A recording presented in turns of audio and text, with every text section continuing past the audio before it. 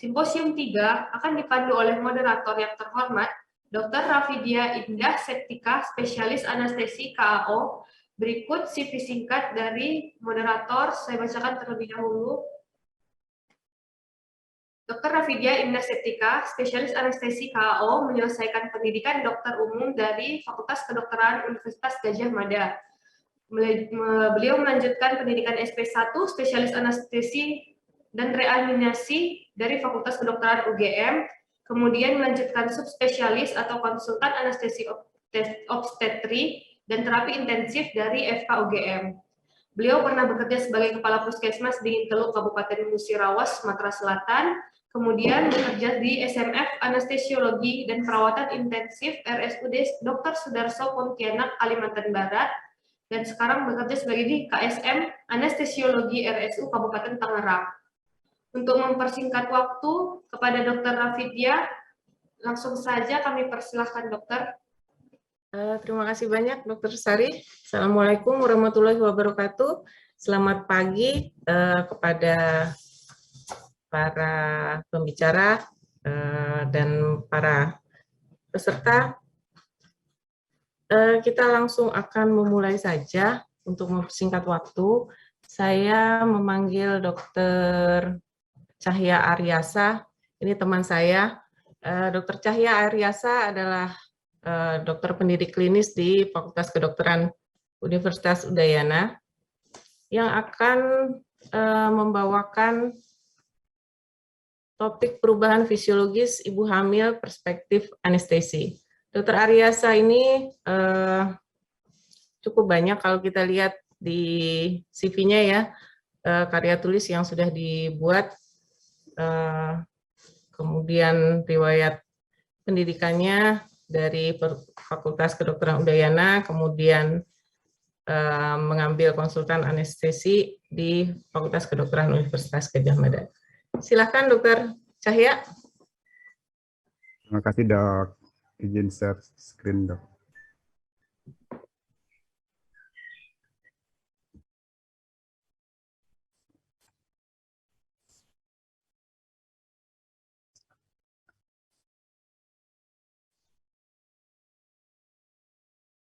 Izin share screen, apakah sudah terlihat dok? Sudah dok, waktunya 20 menit ya dokter. Buru-buru. Luar biasa. Testing dulu dok. Oke. Selamat siang. Om Swastiastu. Assalamualaikum warahmatullahi wabarakatuh. Salam sejahtera buat kita semua. Yang terhormat teman-teman sejawat peserta medikal acara ilmiah hari ini. Izinkan saya hari ini sebenarnya sharing mengenai perubahan fisiologi ibu hamil di perspektif anestesi.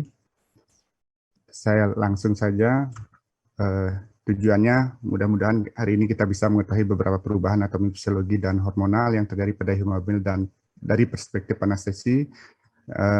Selanjutnya kita akan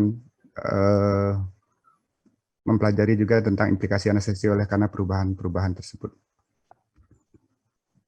Sebagai pendahuluan, selama kehamilan terjadi perubahan anatomi, fisiologi, dan hormonal. Perubahan ini mulai terjadi mulai awal semester pertama dengan puncaknya pada saat aterem atau persalinan dan kembali lagi ke tingkat sebelum hamil beberapa minggu setelah melahirkan. Perubahan ini dapat ditoleransi dengan baik pada wanita sehat, tetapi dapat juga memperburuk atau memperberat penyakit yang sudah ada sebelum, seperti hipertensi, kelainan jantung, dan lain sebagainya. Pemahaman menyeluruh tentang perubahan anatomi, fisiologi, dan hormonal pada ibu hamil adalah kunci dari keberhasilan manajemen anestesi, baik prosedur obstetrik maupun non-obstetrik selama kehamilan. Pengetahuan ini juga akan membantu untuk menyesuaikan teknik anestesi dengan penyakit yang menyertai dan untuk mengelola pasien hamil pada kondisi yang dalam keadaan kritis. Perubahan anatomi dan fisiologi diawali sejak terjadinya pembuahan yang menghasilkan hormon kehamilan yang sangat penting yang berfungsi antara lain untuk memelihara kehamilan, persiapan proses kelahiran, persiapan untuk menyusui, dan lain sebagainya. Beberapa hormon-hormon kehamilan tersebut antara lain yang pertama human chronic gonadotropin atau HCG, progesteron, estrogen, prolaktin, relaksin, dan oksitosin. Yang pertama, HCG sering disebut sebagai hormon kehamilan. Ini adalah hormon yang terdeteksi ketika seorang wanita melakukan tes kehamilan pertama kali dengan hasil yang positif. HCG dihasilkan oleh plasenta. Setelah pembuahan, fungsinya mensupport fungsi dari korpus luteum pada ovarium pada awal kehamilan. Kemudian progesteron adalah hormon yang membantu kestabilan pertumbuhan plasenta, merangsang pertumbuhan pembuluh darah yang mensuplai rahim dan mencegah kontraksi uterus sehingga fetus bisa tumbuh dan berkembang. Progesteron berfungsi juga untuk merelaksasi otot pelvis saat proses melahirkan. Selanjutnya, estrogen berfungsi membantu pertumbuhan uterus dan pertumbuhan organ sebagai hormon yang aktif dan meregulasi pembentukan hormon lain. Estrogen dengan progesteron merangsang pertumbuhan saluran dan kelenjar air susu, sedangkan prolaktin adalah hormon utama yang dibutuhkan untuk memproduksi air susu ibu. Berperan penting untuk perkembangan kelenjar mama dalam persiapan untuk proses menyusui nantinya. Hormon penting lainnya yang berperan adalah relaksin. Hormon ini diproduksi oleh ovarium selama kehamilan yang berfungsi mencegah kontraksi agar tidak terjadi prematuritas dan merelaksasi otot dan sendi panggul ketika tubuh ibu siap untuk melahirkan. Relaksin juga merelaksasi pembuluh darah plasenta sehingga terjadi peningkatan aliran darah ke plasenta. Dan terakhir adalah oksitosin yang bertanggung jawab untuk memicu kontraksi pada rahim selama persalinan dan melahirkan. Hormon yang merangsang pembentukan prostaglandin dan bisa digunakan untuk induksi jika proses melahirkan tidak berjalan dengan normal.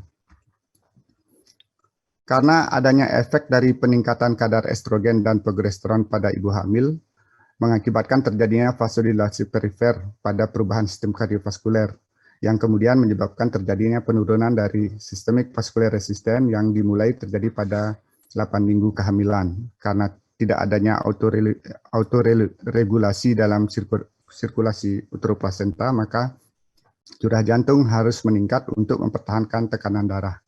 Pada awal kehamilan, peningkatan cardiac output ini dicapai dengan peningkatan denyut jantung atau heart rate sebesar 15-25%, diikuti dengan peningkatan stroke volume sebesar 20-30%.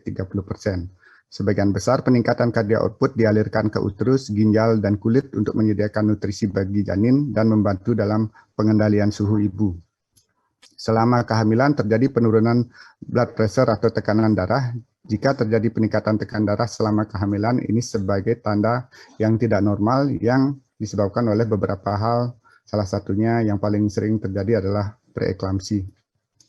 Peningkatan stroke volume terjadi akibat peningkatan end-diastolic volume dan peningkatan massa otot dinding ventricle. Peningkatan prelude dan end-diastolic volume adalah hasil dari peningkatan volume darah yang progresif yang mulai terjadi pada usia kehamilan 6-8 minggu hingga volume maksimum pada minggu ke-32. Ada peningkatan hingga mencapai 2000 cc volume darah dibandingkan ibu yang tidak hamil. Tekanan nadi yang meningkat serta penurunan tekanan arteri rata-rata akan menyebabkan retensi natrium dan air melalui aktivitas sistem renin-angiotensin. Hal ini menyebabkan peningkatan volume plasma menjadi sekitar 40-50%. Akibatnya ibu hamil dapat mengkompensasi kehilangan darah dengan baik jika terjadi perdarahan. Selanjutnya ini adalah ringkasan tabel tentang perubahan pada sistem kardiovaskuler selama kehamilan, di mana terjadi peningkatan cardiac output, stroke volume, dan heart rate, sedangkan systemic vascular resistance dan pulmonary vascular resistance terjadi penurunan, tidak terjadi perubahan pada pulmonary capillary wedge pressure, dan penurunan colloid osmotic pressure dan konsentrasi hemoglobin. Pada usia kehamilan 20 minggu, uterus yang membesar mulai menyebabkan kompresi mekanik pada vena cava inferior dan aorta descendens dalam keadaan posisi terlentang.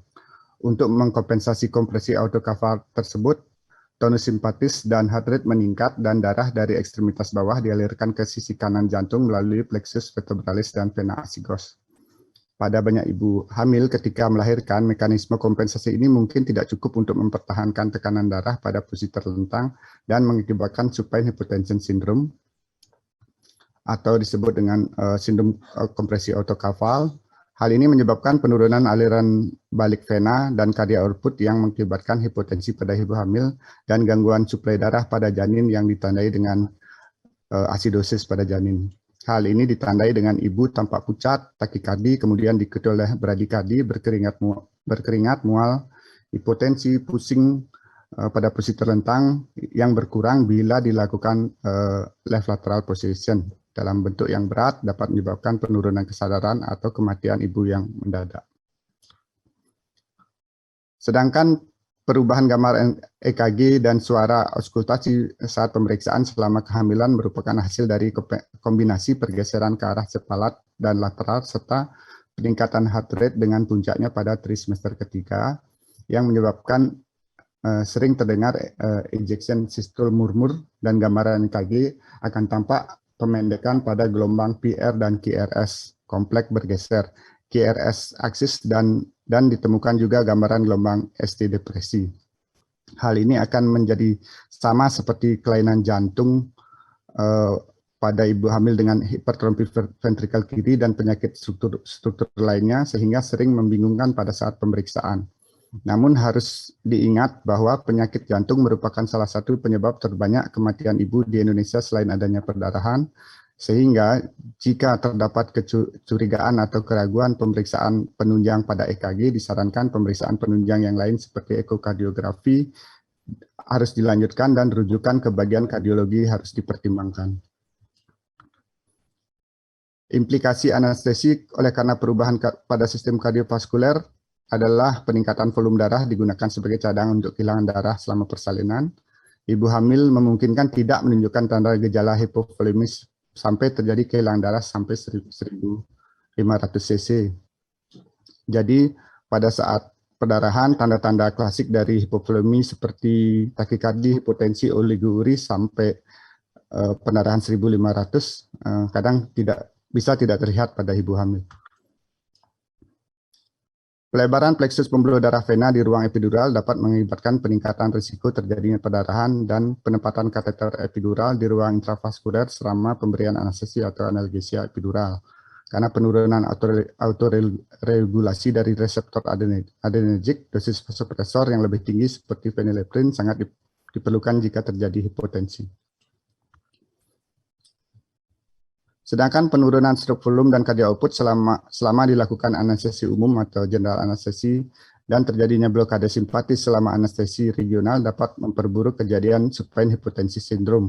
Jadi posisi terlentang harus dihindari atau abdomen harus diposisikan ke lateral atau yang kita kenal dengan left uterine displacement dan efek kompresi autokafal berkurang setelah kepala janin dilahirkan.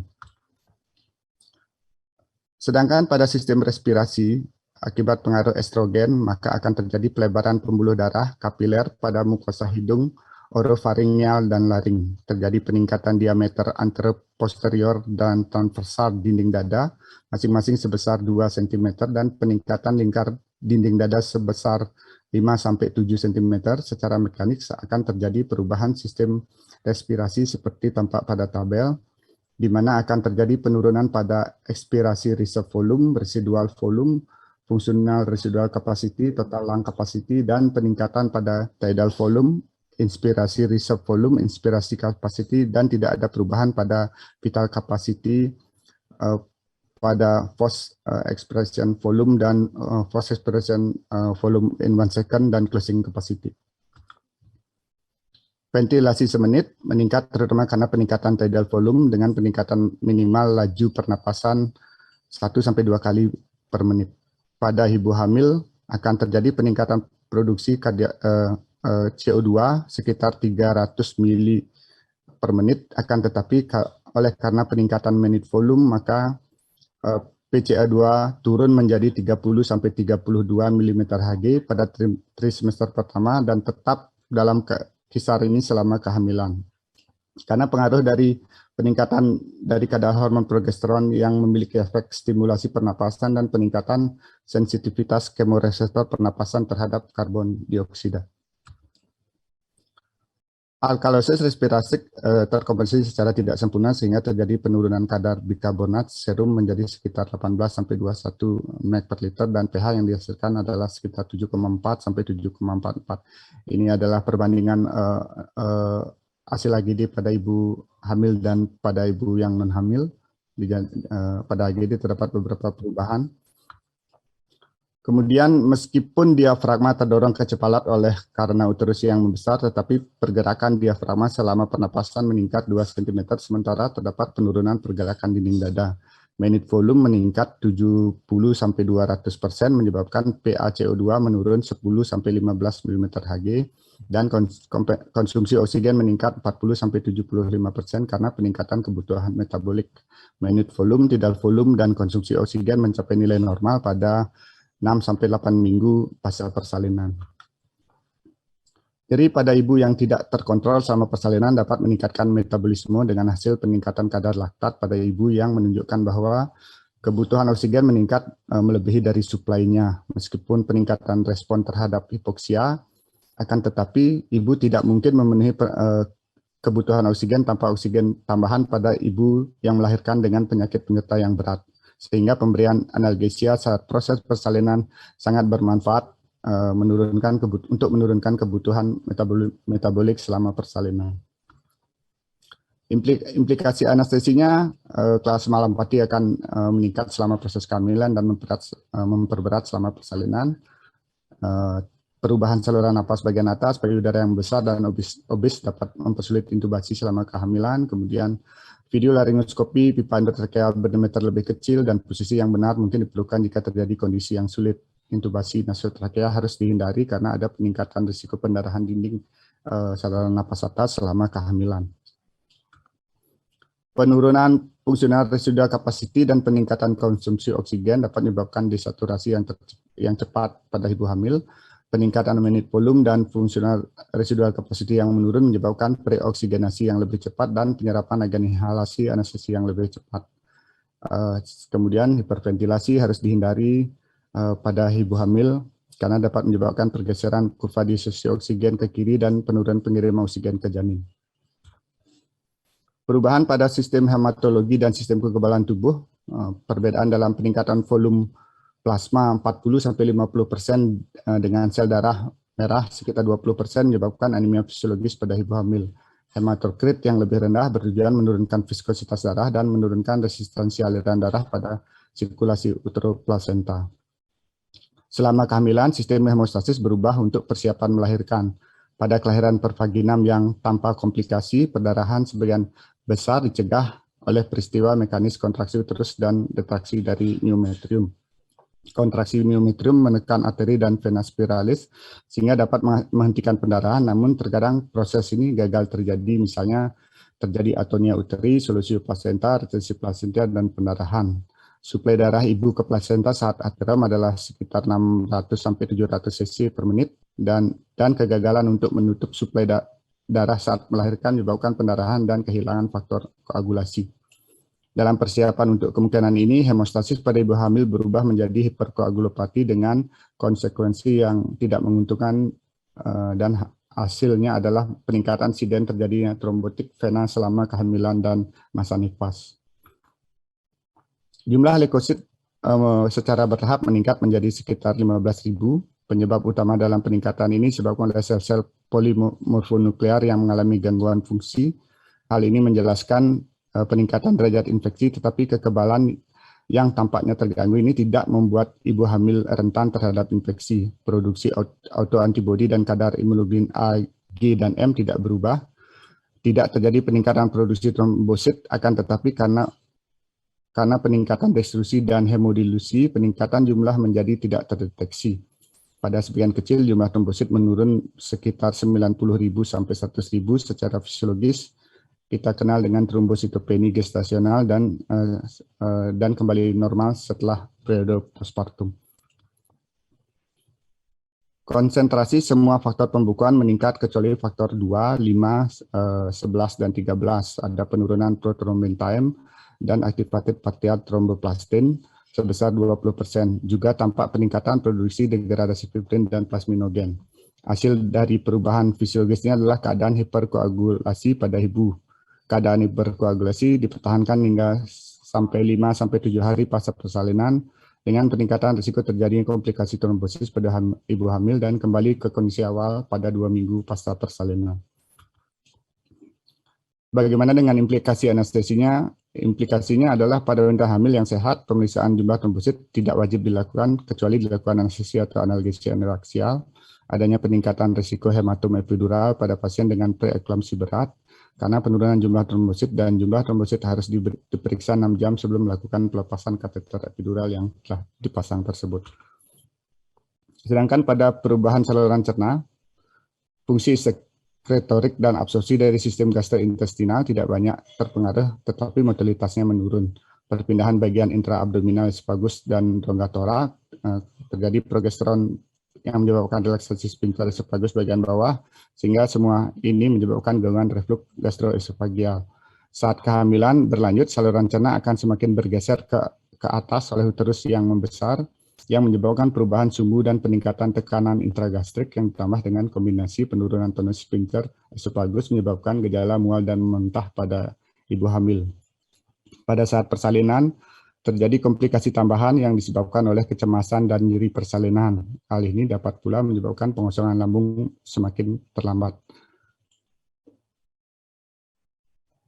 Pengosongan lambung juga menurun pada ibu hamil yang menerima terapi opiat melalui rute apapun, termasuk rute epidural dan subarachnoid. Hal ini menyebabkan peningkatan risiko aspirasi atau yang dikenal dengan Mendelssohn syndrome. Salah satu cara yang digunakan untuk mencegah profilaksis aspirasi adalah menggunakan anestesi regional, pemberian antagonis reseptor histamin H2 yang dikombinasikan dengan natrium sitrat yang dapat meningkatkan pH lambung pada ibu hamil tersebut. Jika anestesi umum diperlukan setelah preoksigenasi, teknik induksi dengan rapid sequence induction dengan penekanan cartilago cricate sangat disarankan dan jalan napas diamankan dengan cuff. Efek gastrointestinal kembali keadaan sebelumnya sebelum hamil sekitar 24-48 jam pasca persalinan. Implikasinya oleh karena perubahan tersebut tidak ada perubahan yang diperlukan dalam pedoman puasa, pengosongan lambung menurun pada wanita hamil dan peripartum yang menerima opiat sistemik dan neuraksial, ada peningkatan risiko aspirasi isi lambung karena peningkatan tekanan intraabdominal dan tekanan lower sphincter esophagus yang menurun. Kemudian risiko aspirasi meningkat selama GA dan intubasi. Langkah-langkah penting dalam pencegahan termasuk penggunaan neuraksial dan penggunaan profilaksis untuk aspirasi tersebut. Pada sistem saraf pusat, aliran darah cerebral meningkat, permeabilitas sawar darah otak meningkat, ambang nyeri pada persalinan meningkat, dan perubahan vena di ruang epidural. Aliran darah cerebral meningkat karena terjadinya penurunan resistensi cerebrovaskuler, kemudian permeabilitas sawar darah otak juga meningkat, ada peningkatan ambang nyeri selama persalinan karena peningkatan kadar endorfin dan plasma progesteron. Tekanan cerebrospinal tetap tidak berubah selama kehamilan, tetapi meningkat selama kontraksi uterus dan saat ibu hamil mengedam. 3 menit Untuk ya, implikasi, Dok. siap dok. Untuk implikasi anestesi terjadi penurunan hingga 30% dari MAC agen inhalasi. Lebih sensitif terhadap induksi intravena dan obat anestesi, penurunan 25-40% dosis spinal lokal anestesi. Kemudian progesteron meningkatkan sensitivitas membran saraf terhadap lokal anestesia, rentan terhadap potensi dan kestabilan hemodinamik setelah blok simpatis yang disarankan disebabkan oleh anestesi neuraksial. Pada fungsi ginjal, karena pengaruh progesteron dan kompresi mekanis dari uterus yang membesar, maka ureter, pelvis ginjal, dan kalik melebar. Aliran darah ginjal dan laju filtrasi glomerulus meningkat, tetapi tidak ada perubahan ditemukan pada histologi atau jumlah nefron. Peningkatan GFR menyebabkan penurunan kreatinin serum, rentang normal sekitar 0,4-0,8, dan nitrogen urea menjadi menurun sedikit, penurunan respon vaskuler terhadap vasopresor, angiotensin 2, norepinefrin, dan hormon antidiuretik disebabkan oleh karena perubahan sensitivitas reseptor vaskular. Ada penurunan osmolitas plasma normal selama kehamilan sekitar 270 miliosmol per kilo selama kehamilan. Kemudian ekskresi protein urin meningkat dan lebih banyak pada kehamilan kembar, ekspresi protein yang lebih dari 300 mg per hari harus dievaluasi lebih lanjut. Hipoalbuminemia fisiologis pada kehamilan dapat menyebabkan penurunan ion gap sebesar 10,7 menjadi 8,5. Glosuria dan aminosuria dapat terjadi walaupun tanpa adanya diabetes atau penyakit ginjal karena gangguan fungsi tubulus dan penurunan absorpsi fraksional. Implikasi anestesinya, karena wanita hamil memiliki setara normal kreatinin serum yang lebih rendah, maka jika terdapat sedikit saja peningkatan nilai kreatinin itu mencerminkan penurunan fungsi ginjal yang besar. Kadar albumin yang rendah menyebabkan peningkatan kadar obat bebas yang berikatan dengan protein seperti digoxin, midazolam, sodium thiopental, dan phenytoin. Pada sistem endokrin, kelenjar tiroid membesar karena hiperplasia folikel dan peningkatan vaskularisasi. Karena peningkatan tiroid binding globulin yang disebabkan oleh estrogen, kadar T3 dan T4 total meningkat 50%, tetapi kadar T3 dan T4 bebasnya tidak berubah.